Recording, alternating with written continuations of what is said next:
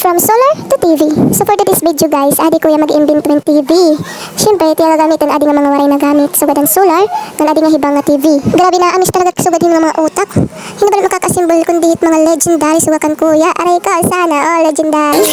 So yadi yan ang gibubuo dito guys. Grabe. So akit di babaro. Kunya ako lain hapil na in. Hiya ginti mas pet niya ultimo ruska. Aray ko gida ko ingat gamit paret mga parag upay sugad ha iya. Kaya guys, kung meron yung mga hapil dida, di niya hapil na balay. Tao kasi pwede magamit sugad nga siya din ng mga hibang. O diba? Nagkabubuo. Tapos yun na. Pagkakamay dala naman TV didi, balay. Tamit basura. Char, basura. Bago, kung dinit gustuhin nga TV, pwede iyuhon. Kara, kasi nga dia balay. Kung gusto naman yung magpabuo guys yung TV, basta pag-provide la kamhin iyo kalugaringan nga hibang nga TV, o bisan ano dida nga pwede niya ma-assemble, mapakiana na ka mga iya kung pwede ini. So, pwede na ka mailibre niya pag-upay la. Char, libre. Aray ko pwede content ka bawo eh. So, yadi na guys, buo na. Naliba lang naman kang takyakan. Laro ko kita kung paano ginupay. So, yadi, pwede na ka magkulaw. From solar to TV. Amula. Thank you.